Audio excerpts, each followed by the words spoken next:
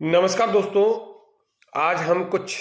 राजनीतिक मुद्दे पे चर्चा कर रहे हैं और राजनीतिक मुद्दा है बायतू के विधायक और पंजाब की कांग्रेस प्रभारी हरीश चौधरी द्वारा पिछले कुछ महीनों से राजस्थान के मुख्यमंत्री और उन्हीं के पार्टी के कद्दावर नेता अशोक गहलोत के ऊपर लगातार हमलावर होते जा रहे हैं। उसमें अगर हम बात करें ओबीसी आरक्षण की विसंगतियों को लेकर, तो भी उन्होंने हरीश चौधरी ने मीडिया के सामने बातचीत करते हुए कहा कि अशोक गहलोत ने मुझे व्यक्तिगत बहुत बड़ा धोखा दिया है और मैं अब अशोक गहलोत से किसी भी तरीके की कोई वार्ता नहीं करूंगा। उसके बाद से लगातार इनके बीच में जो राजनीतिक द्वेषता है वह चलती जा रही है और उसका अंत शायद ऐसा लग रहा था कि ओबीसी आरक्षण की विसंगतियों को दूर कर करके मुख्यमंत्री अशोक गहलोत ने यह मैसेज देने की कोशिश की थी कि अब जो विवाद था वह खत्म हो चुका है। लेकिन हरीश चौधरी द्वारा यह विवाद खत्म होने की बजाय अब बढ़ता ही जा रहा है और अब एक बड़ा आरोप पंजाब के प्रभारी, पूर्व राजस्व मंत्री और बायतू के विधायक और यूं कहें कि राजस्थान के कद्दावर जाट नेता हरीश चौधरी ने मुख्यमंत्री अशोक गहलोत के ऊपर बड़ा हमला बोलते हुए कहा है कि मुख्यमंत्री अशोक गहलोत राजस्थान में जो तीसरी पार्टी पनप रही है, इशारों में उस पार्टी का नाम शायद हरीश चौधरी के ओर से जो कहा गया है वह है आरएलपी। और उन्होंने आरएलपी का नाम लिए बगैर आरोप लगाया है कि उस पार्टी को चलाने वाले, उस पार्टी को सजोने वाले, उस पार्टी के जन्मदाता या यूं कहें कि अशोक गहलोत के ऊपर यह आरोप लगा दिया है कि अशोक गहलोत तीसरी पार्टी को पनपा रहे हैं, यानी कि आरएलपी को पनपा रहे हैं। और यूं कहें कि हनुमान बेनीवाल और अशोक गहलोत की साठगांठ हो रखी है। तो इसमें कोई अतिशयोक्ति नहीं होगी, क्योंकि हरीश चौधरी ने साफ साफ यह आरोप चौहटन के एक कार्यक्रम के अंदर सभा को संबोधित करते हुए लगाए हैं। और उसमें हरीश चौधरी ने इतना ही नहीं कहा कि यह सब कुछ हमारे माननीय मुख्यमंत्री अशोक गहलोत के द्वारा प्रायोजित है। और इस बात को इसलिए हम राजनीतिक नहीं कह सकते क्योंकि हरीश चौधरी ने चौहटन के कार्यक्रम के अंदर यह बात इसलिए कही और उसके अंदर यह बात भी कही कि वीरात्रा माता का मंदिर पास में है और आप चाहे वीरात्रा माता मंदिर में लेके चलो, लेकिन जो आरएलपी या तीसरी पार्टी राजस्थान में पनप रही है उसके जन्मदाता या यूं कहें कि उस पार्टी को जो पनपा रहे हैं और उसको प्रायोजित है वह अशोक गहलोत है। कांग्रेस, बीजेपी, एक तीसरी पार्टी और है, हमारा अशोक गहलोत जी ने प्रायोजित पार्टी है। बड़ी ईमानदारी से मैं कह रहा हूं और बड़ी जिम्मेवारी से ये बात मैं कह रहा हूं, वो हमारे सम्माननीय माननीय मुख्यमंत्री अशोक गहलोत जी की प्रायोजित पार्टी है। पार्टी कोई भी लेखा जोखा चाहे विराटा माता के मंदिर में जाकर कर ले, चाहे खेमे बाबा के मंदिर में जाकर कर ले, और कोई ईमानदारी से इसका लेखा जोखा करना चाहे तो कर ले। मैं तो वहां भी लोगों को बोला मैं कि तीसरी जगह डालकर उस खड्डे में डालकर क्या करना भैया। अशोक जी हमारी पार्टी की, उनकी मदद करनी तो सीधी हमारी मदद करो, कांग्रेस पार्टी में मदद करो। तीसरी जगह वहां पर वो विरोध और विवाद तीसरी जगह उस दिशा के ऊपर ही उत्पन्न होगा। वो सामंजस्य तीसरे माध्यम से उत्पन्न नहीं होगा। जो मैंने बात जहां से शुरू करी कि ये लोग परेशान क्यों होते हैं, ये चिंतित क्यों होते हैं, ये सक्रिय क्यों होते हैं जब विरोध और विवाद नहीं होता हम लोगों के बीच, और ये सफल क्यों होते हैं। सुकून की नींद कब आती है, जब हम लोग विरोध और विवाद के अंदर लगे रहते हैं। जैसे वो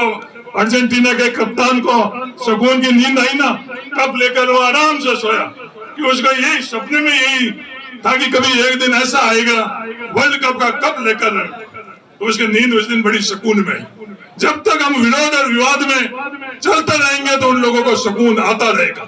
और जिस दिन विरोध और विवाद के अंदर अपन लोग नहीं, तब उनको सुकून नहीं आएगा। तो पद्माराम चाहे नर्मदा से पानी लेकर आ जाए, पद्माराम जी के लिए खेमाराम जी कितनी बात आप कर लो, आखिर में जब लेखा जोखा करना पड़ेगा तो वही विरोध और विवाद वाले बातें आएगी। उस बातों के अंदर ये पद्माराम भी किच लीजिएगा। ये बड़ी ईमानदारी से मैं बात कर रहा हूँ, नहीं तो आप देख लेना जब साल भरी बाकी बचा है तो उस कमरे में पद्माराम जी आपको भी आना पड़ेगा। अभी तो बच रहे हो आप इधर उधर कर ये राजनीतिक सियासत के अंदर की भाई उस कमरे में आपका नंबर नहीं आए, बिना संघर्ष निकल जाऊं, उसमें भी आओगे और इसमें भी आओ, आना उसमें भी आपको पड़ेगा। वो आना इसलिए पड़ेगा क्योंकि हम लोगों का जो पैमाना है वो पैमाना ही कहीं ना कहीं हम लोग तय और कोई करता है, लागू हमारे माध्यम से होता है और हमें पता ही नहीं चलता कि हमारे माध्यम से लागू हो रहा है। ये भी बड़ी जिम्मेदारी से बात कर रहा हूं। होगा, विधायक लड़ेंगे, आपस में गुटबाजी होगी, तभी उनको चैन की नींद आएगी। इसमें सबसे अहम बात हालांकि इसलिए भी आ रही है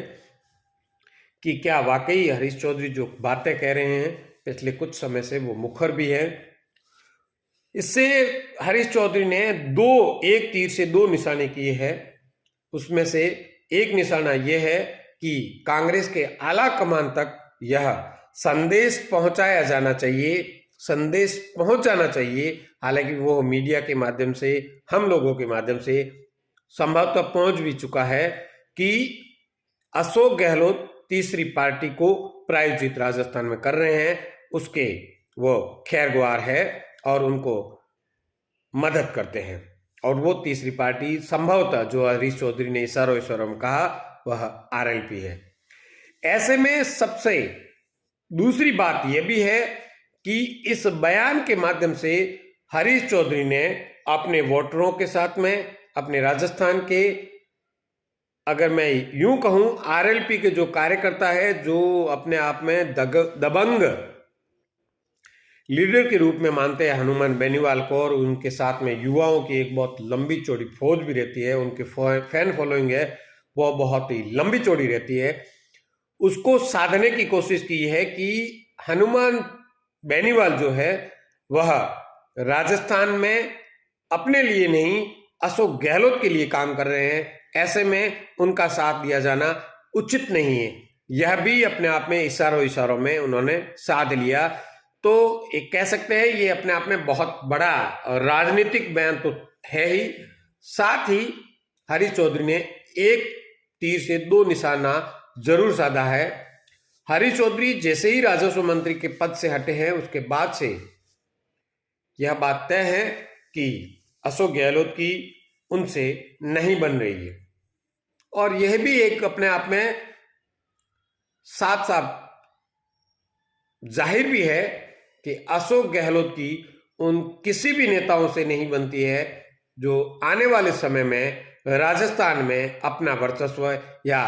अपनी राजनीतिक दावेदारी पेश कर सकते हैं। उसमें हरीश चौधरी भी आते हैं, सचिन पायलट भी आते हैं, और अपन कुछ पूर्व में जाए तो परशुराम मदेरणा भी आते हैं, मिर्जा फैमिली भी आती है, और इसके साथ ही साथ कई ऐसी राजनीतिक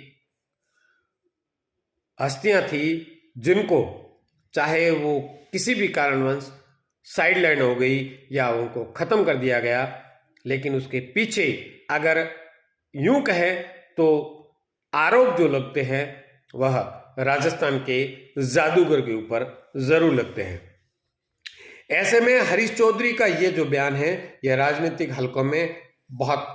मायने रखने वाला भी है, हड़कंप मचाने वाला भी है और राजस्थान की कांग्रेस की राजनीति में बहुत ही ज्यादा आने वाले दिनों में कुछ नया संकेत और जिस तरीके से राहुल गांधी की सचिन पायलट से, हरीश चौधरी से, जितेंद्र सिंह से जिस तरीके की बहुत नजदीकियां थी, ऐसे में ये कह सकते हैं कि अशोक गहलोत ने अपने राजनीतिक कैरियर में सबसे बड़ी गलती ये की थी कि उन्होंने राष्ट्रीय अध्यक्ष का पद जो ठुकरा करके वो राजस्थान के सीएम बनने की जो उनकी मंशा थी वो उनके लिए बहुत, हालांकि हो सकता है अशोक गहलोत बहुत बड़े राजनीतिज्ञ हैं, उनकी सोच बहुत बड़ी होगी,